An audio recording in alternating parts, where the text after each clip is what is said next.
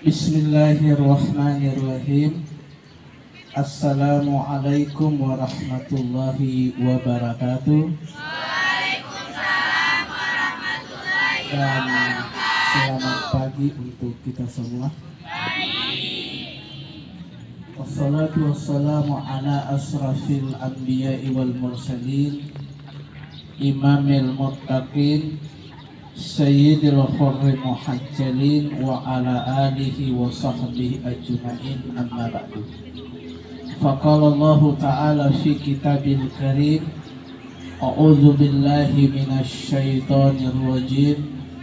Bismillahirrahmanirrahim. Subhanalladzi asra bi 'abdihi lailan minal masjidil haram ilal masjidil aqsa alladzi barakna haulah linuriyahu min ayatina innahu huwas samiul basir. Bapak Kepala Sekolah yang dirahmati Allah Subhanahu wa Ta'ala, yang sempat hadir pada pagi hari ini, Wakil Kepala Sekolah, bagian kesiswaan, ibu-ibu guru dan bapak-bapak guru yang saya tidak bisa sebut satu persatu, yang sama-sama dimuliakan Allah Subhanahu wa Ta'ala, siswa dan siswi yang ini bagian RCTI punya, ini bagian STTP punya, yang belakang bagian apa? Tiga kelompok ini yang menyiarkan perayaan pada pagi hari ini yang sama-sama berbahagia.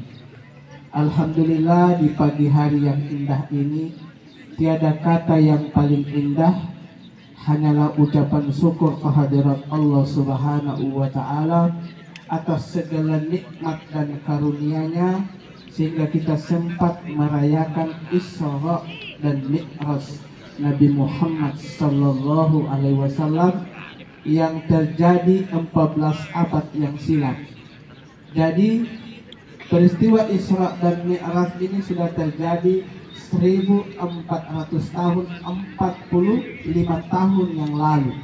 Sudah 1000 tahun ini sudah, tapi masih tetap dirayakan karena ini peristiwa heroik, peristiwa yang tidak ada bandingannya. Kenapa? Karena dengan peristiwa ini semua ahli mengkaji, ahli biologi mengkaji bagaimana perjalanan kehidupan manusia, ahli matematika mengkaji bagaimana antara jarak bumi dan langit itu berapa kira-kira detik per detik, sampai langit yang ketujuh dia hitung, itu angka tidak sampai ke sana. Ahli cahaya menghitung dengan kecepatan cahaya. Bisakah Nabi terbang dari bumi menuju Sidratil Muntaha dalam waktu 1/2 malam? Bisakah saya? Rupanya ahli cahaya juga penelitiannya belum sampai ke situ. Kenapa? Karena yang diperjalankan adalah manusia yang suci, dan yang memperjalankan itu adalah yang maha suci, Allah Subhanahu wa Ta'ala. Salawat dan taslim kepada junjungan tercinta Al-Mustafa Muhammad Rasulullah sallallahu alaihi wasallam yang telah rela merintis perjuangan Islam, yang telah rela menegakkan obor Islam di atas titian terusan jahiliyah. Ma'asyiral hadirin yang dimuliakan Allah Subhanahu wa Ta'ala, siswa dan siswi yang berbahagia. Tadi Kepala sekolah dia bilang, mari kita mengkaji Isra dan Mi'raj itu. Kita kaji apa sebenarnya yang terjadi dalam peristiwa itu.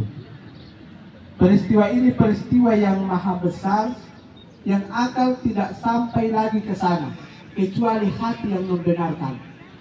Tidak mungkin Nabi akan berjalan dari bumi ke Sidratil Muntaha. Itu batu meteor saja itu dia jatuh ke bumi, belum sampai ke bumi sudah hancur.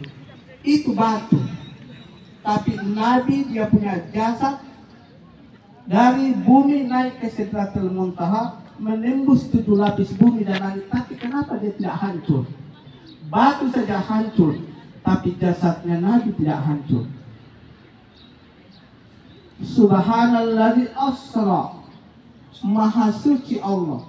Karena yang memperjalankannya ini bukan manusia, tapi Nabi tidak berjalan sendiri, Nabi diperjalankan oleh Allah Subhanahu wa taala.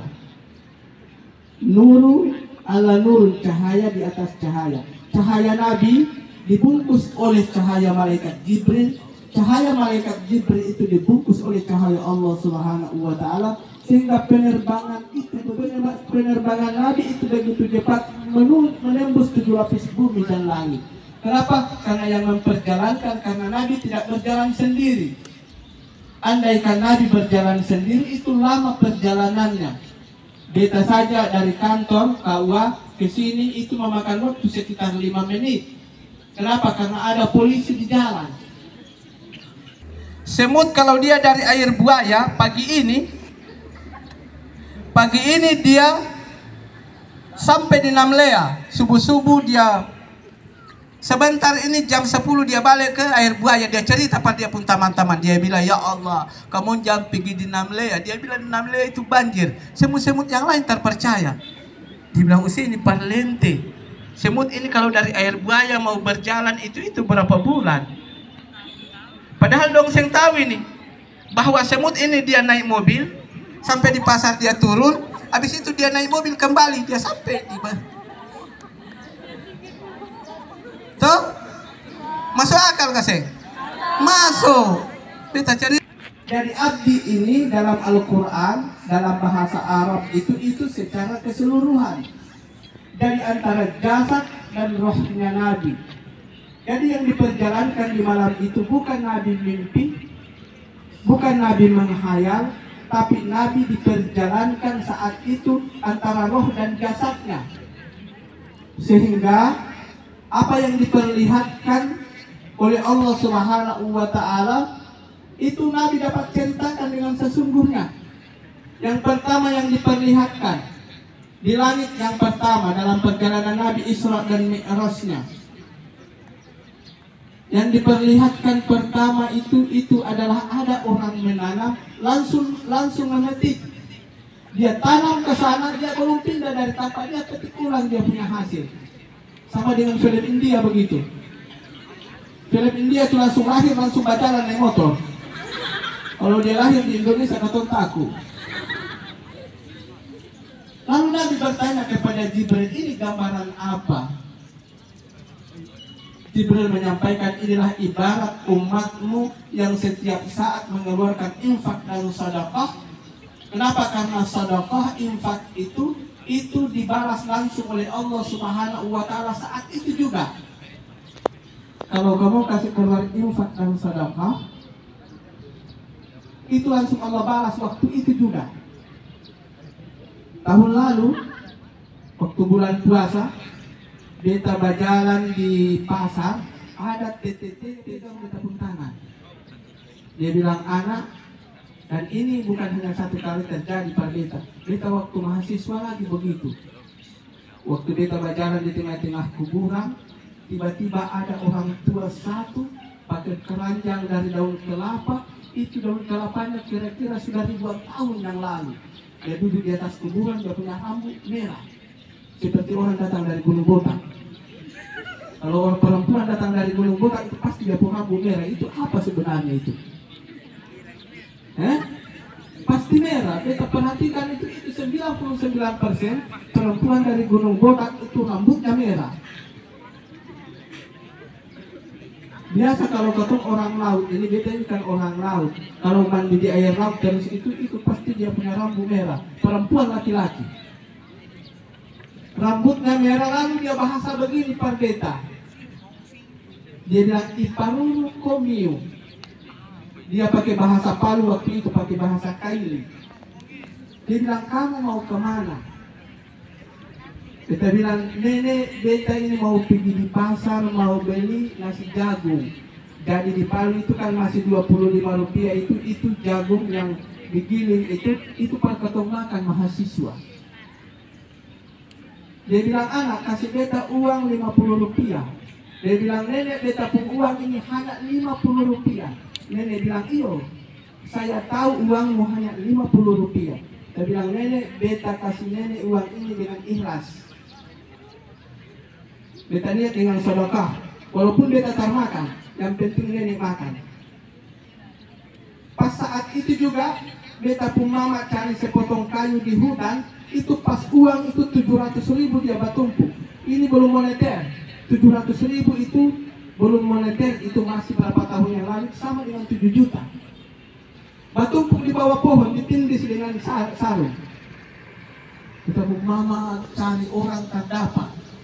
Akhirnya uang itu yang beta pakai kuliah sampai selesai 7 juta sah.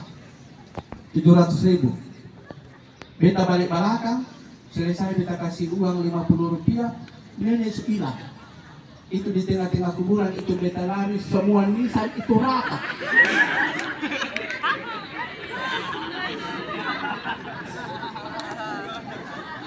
Kira-kira kalau tengah hari jam 12 kamu ketemu di nenek begitu, kamu takut ke saya?